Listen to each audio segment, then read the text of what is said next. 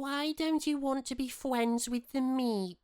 Because you're a c***. Hello, and welcome to my review of Who, and today I'll be looking at The Star Beast.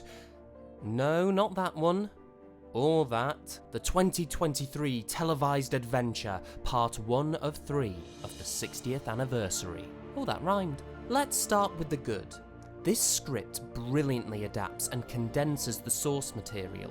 It's like a mini action movie all throughout.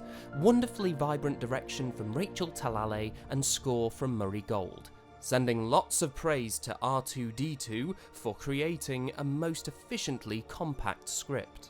The performances are stellar and nostalgic. Of course, David Tennant and Catherine Tate are great. They slip back into their roles seamlessly, never missing a comedic or emotionally charged beat. But I really must compliment the more fleshed out portrayals of Sylvia Noble, played by Jacqueline King, and Sean Temple, Carl Collins. Loved seeing their comedic skills, especially Collins, as he was lacking in the original run of 2009 specials, yet bounces off the returning cast very well. Wish we could have seen him interact with his own daughter Rose, like any interaction, a hi or anything. No time, only got an hour for this episode, moving on. Yasmin Finney was also awesome as Rose Noble, bringing some refreshing twinkle to the show. The hopeful longing to be happy as oneself and the strong screen presence, all gripping stuff. Ruth Madeley has a very good presence here too, playing an intriguingly competent character. Looking forward to seeing her and the Doctor work together some more, especially since they come across as somewhat equals in intelligence, wit, and resourcefulness. Miriam Margolyes was delightfully charming and devilish as Beep the Meep. Lovely turn of character as the reveal struck, and even though I know the original story well, I was excited and filled with terror as we got to know more of the dreaded Meep. The performances and practical effects with suitable use of CGI were awesome and seamless, making use of that delicious money I see. Cha-ching! The new TARDIS set is epic. Love the use of space, ramps and multicoloured lighting. It just adds a feeling of advanced technology. My favourite things are the circular doors that the ramps lead to. They match the roundels and suggest unexplored territory. Further magic doors to places that are bigger on the inside than out. What could lie beyond these things? Behold! Whoopsie! It is perhaps too empty. The Smith and Capaldi console rooms were effective because they felt lived in, having furniture and bits and bobs from previous travels. Hopefully, we can add to this epic space as the new travels continue. The console itself is a bit bland, nothing particularly striking.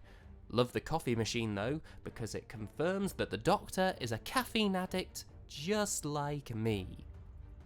Oh yeah, and it leads into a pretty good joke and a nice segue to the next episode from Donna. The new sonic screwdriver is also cool. I like that it creates holograms. We can see what it's calculating and what the Doctor's onto. It's also a very interesting visual. I really like that it creates force fields too, as this gets the Doctor involved in the action without being hostile. It's just self-defense. Now to the negatives. What the fuck is this pre-titles? Man, this looks bad. Why is the Doctor so obviously in front of a green screen in the middle of nowhere? Why are they breaking the fourth wall? It just feels so cheap and out of place. It completely took me out of the episode and reduced my hype to cringe. I thought this could just be previously on Doctor Who and show the clips for Series 4, however, my friend said that the opening could have been the Toymaker recapping the Doctor and Donna's past adventures with action figures or puppets.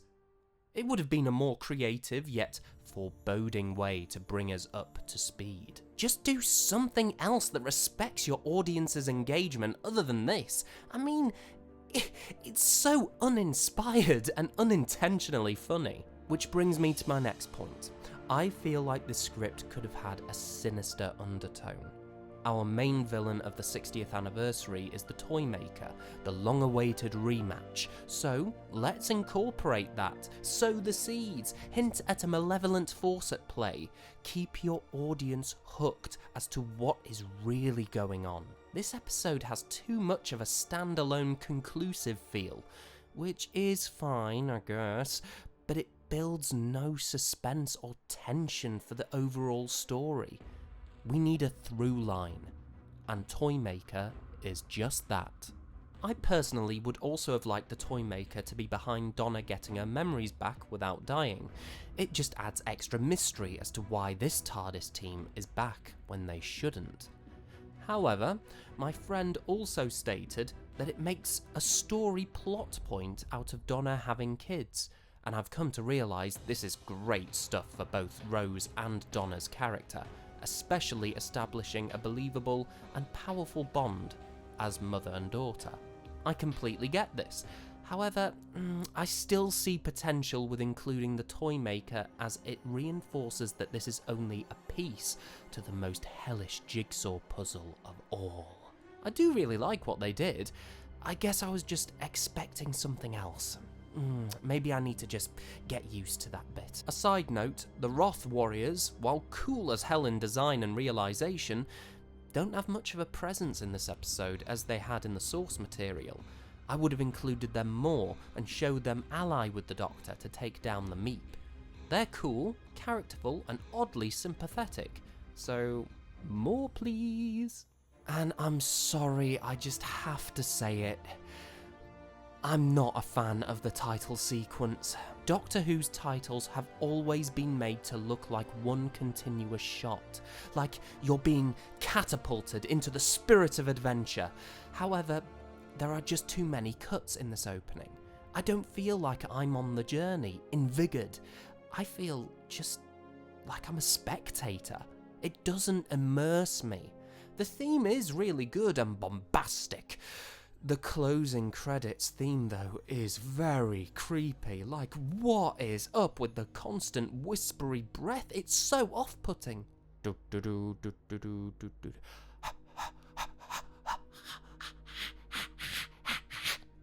Yeah, creepy, right? That's your new closing credits, everyone. Overall, a fun, emotional roller coaster. Great performances and direction combined with sublime cinematography and production values. Very well made episode. There just needs to be more weight to the subtext. Perhaps this episode could have benefited from focusing on the bigger picture and being darker in tone, or even doing less. Is a Star Beast adaptation plus a Donna reunion too much for this script? I think it might be a tad bit bloated.